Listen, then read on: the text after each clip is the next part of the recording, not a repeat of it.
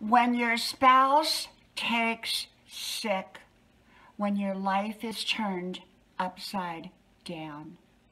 Hello, y'all. I'm Dianna Brianne. I don't give advice, suggestions, information, recommendations. I just share with you my perspective on different topics, as is with this one. I hope you like, share, subscribe to all 5 channels. The links are pinned to the top of the comment section below. So I thought I would come on here and talk about when your spouse gets sick, when they get a diagnosis, when your life gets turned upside down. And I've talked about sickness before, about getting older, getting sick, when the person themselves gets sick, the house of sickness. I've talked about this subject from many different perspectives. And yet I don't remember talking about it from if a spouse gets sick, if a husband or a wife takes sick, whether it's over time, gradually, or if it's a suddenly. So I thought I would come on here and talk a little bit from my perspective. Remember, it's all my perspective. I don't give advice or suggestions, okay? So I got to thinking about when a spouse takes sick. It can be one of the most traumatic things a couple can go through. It depends on the level of sickness. It depends on whether it's a gradual sickness or a sudden onset of sickness. Some people call it a diagnosis, and I've talked about that subject before, when you get a diagnosis. And so sometimes if it's a suddenly, it can feel like a ton of bricks has hit the person getting the diagnosis, as well as the couple, the person, the spouse, the husband, or the wife. And so, first of all, I always believe in surrounding myself with the right people, which means professionals and people who are smart, wise, and also comfort people, people who can be there for me. They may not have answers to a problem, but they can comfort me in some way. They can listen to what I have to say.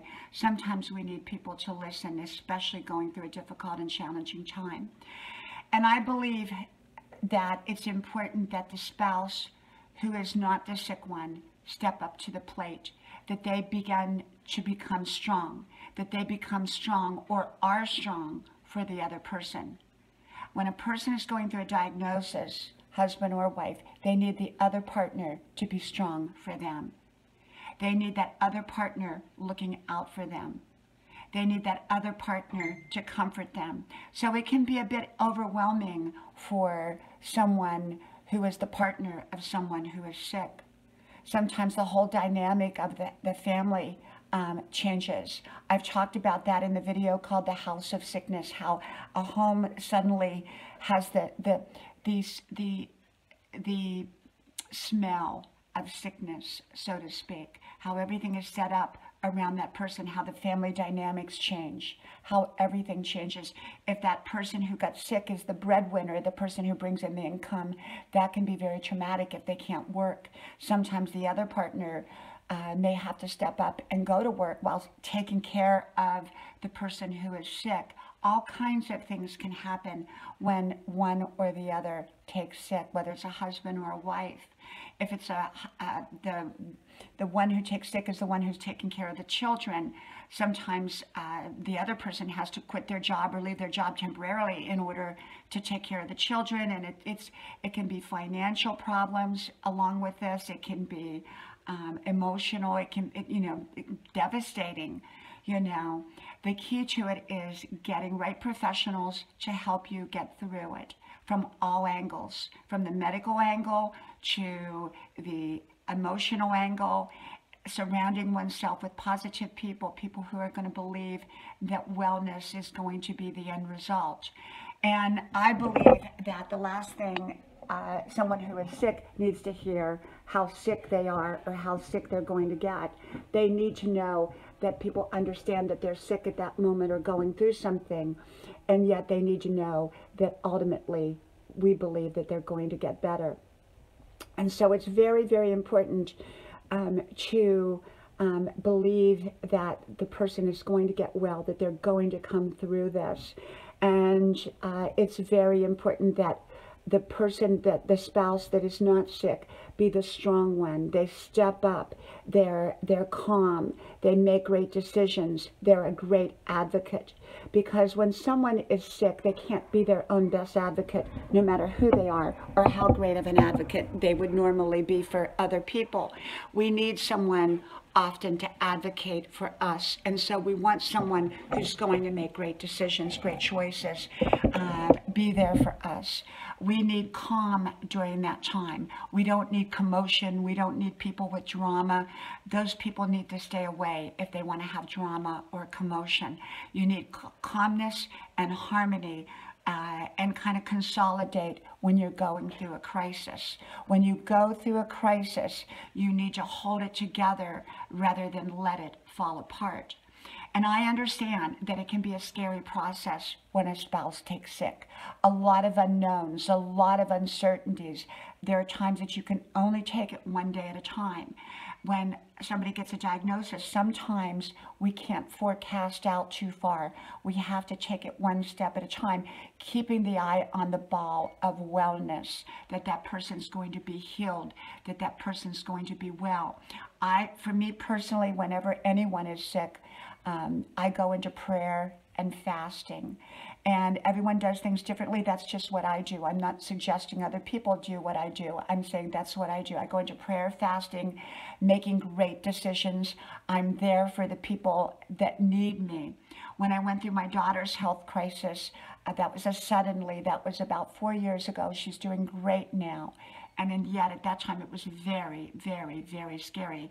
I just turned 60, and here I was lugging great big suitcases through big, long tunnels in the middle of the night to get to the hospital, driving to a couple hours away in the middle of the night, following an ambulance. It was all very traumatic. And so when a spouse gets sick, it can be that way. You can feel it's endless tests and endless results and endless unknowns. And yet it's important to make great decisions, and great decisions is based upon right information, and not all information is accurate. It's important to have an advocate who is willing to stand up for that person and be there for them. It's important to let others know, the professionals and others know, that you are an advocate, that you're there, that you're watching, you're observing, you expect, not demand, but you expect great care, that you expect great professionalism. You expect that. And because you are representing someone else, you're being there for them. When a spouse takes sick or gets a diagnosis or is going through a crisis of any kind, and the other spouse has to step up to the plate, it can be a very challenging and overwhelming process and part. And that's why it's important that that person as well take care of their body, make sure that they're getting sleep, rest, eating healthy, exercising, taking care of their body so that they can take care of that person who's going through a health crisis. Often caregivers fall apart because they're not taking care of themselves. So it is not a selfish thing to take care of yourself, to get sleep, to get rest, to get exercise. Ask other people to step in to help you, at least for a moment, so that you can rest, so that you can take care of yourself, okay? So I wanted to come on here and talk about this subject that I had not really talked about from this angle before. Like I said, I don't give advice, suggestions, information, recommendations. I don't do any of that. I just share with you my perspective on different subjects. And so when a spouse takes sick, it can be traumatic. It usually is traumatic, and especially if it's a suddenly. But it's important to stay strong, stay healthy, so that you can be there for that other person.